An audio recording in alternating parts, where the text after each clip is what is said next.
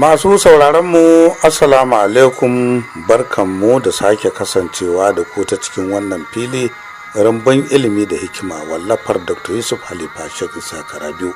Yau za mu shiga babi na 10. Idan zuciyarka mai kyau ce, Allah zai taimake ka. Haka kuma idan ka samu dama, ka yi amfani da ita, kada ka ji tsoro, kada ka yi kasala. Waɗansu fatake ne waɗanda suka saba yawo ƙasa-ƙasa gari-gari, suna kai hajjojinsu na kasuwanci don su siyar, su kuma saro waɗansu kayayyakin su da su domin su ci riba su samu ci gaba a cikin arzikinsu. Wata rana sai suka samu labarin wani gari mai ɗan karen nisa. Garin akwai mutane da yawa kuma suna buƙatar irin kayayyakin waɗannan fataken. Shikenan mutanen nan suka haɗa kayansu suka ƙudiri niyyar tafiya wannan gari. Bayan sun yi tafiya mai nisa cikin lokaci mai tsawo har Allah ya kai su garin nan, suna isa sai suka tarar da saɓanin abin da suka je, wato babu mutane, babu hajjoji, babu dai abin da suka tarar na fa'idar kasuwanci. A nan ne ransu ya ɓaci kuma ba su ji daɗi ba, saboda sun kashe dukiya mai yawa. Takaice dai sai sun rabu da wasu abubuwan ma nasu sa'ilin nan su samu abin da za su ci abinci.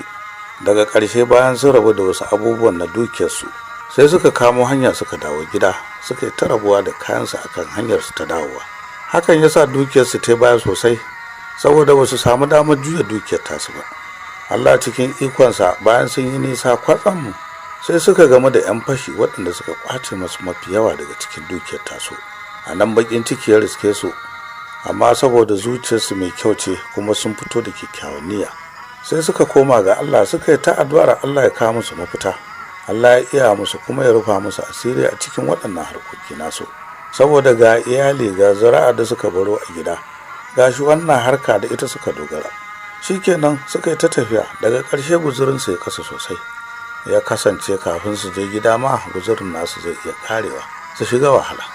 Sai suka yanke shawarar cewa gara su yi tafiya sosai dare da rana, tunda 'yan kwanaki ne suka rage musu kafin su je gida.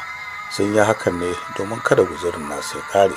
Shikenan sai suka koma ga Allah, suka yi ta addu'a. Ranar farko bayan sun yi sallar isha sai suka ɗau hanya suka ci gaba da tafiya. Suna tafiya cikin dare sai suka ji sun zo wani wuri a cikin duhu. Ƙasar wurin ba su taɓa jin irinta ba. Ƙasa ce mai duwatsu gwara-gwara manya-manya. Suna cikin tafiya sai suka ji wani hatifi, wato wata magana, amma ba su ga wanda ya ta ba. Aka ce, ya ku fatake, kun zo wani wuri a duniya Allah subhanahu wata'ala, kuma ba lallai bane ku ƙara dawowa wurin nan, amma duk wanda ya ɗibi ƙasar wurin ya tafi da ita gida sai ya yi nadama. Haka zalika duk wanda bai ɗiba ba shi ma sai ya nadama, kuma duk wanda ya ɗiba da yawa sai ya nadama. Haka na kuma duk wanda ya ɗibi kaɗan shi ma sai ya yi nadama. Sai hatifin na ya shiru, su kuma suka yi ta mamaki, suna shawarar ya za su yi. Waɗansu suka ce, mu gaskiya ba za mu ɗiba ba, saboda idan mun ɗiba ma nadama ce ga kuma wahala kaya da zami, gara dai kada mu ɗiba ɗin, shi ya fi. Waɗansu suka ce bari mu ɗebi kaɗan, ko nadama ce sai ta zo da sauƙi. Waɗansu kuma suka ce bari mu ɗebi madaidaici, tunda dai an ce kowanne hali sai an yi nadama. Waɗansu kuma da ba su da tsoro suka ce ai ma an ce ko ba a ɗiba ba sai an yi nadama, saboda haka suka ce to su bari su ɗiba da yawa, suka cika jakankunansu.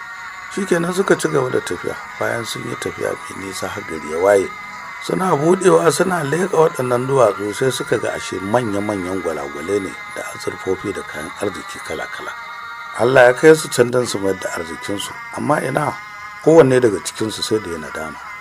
Wanda bai ɗiba ba ya ta nadama yana kuka, wanda ya ɗebi kaɗan shi ma ya nadama, wanda ya ɗebi madaidaici shi ma nadama ya yi, wanda ya ɗiba da yawa shi ma haka ya nadama, ya ce da ya sani ya ɗiba fiye da haka.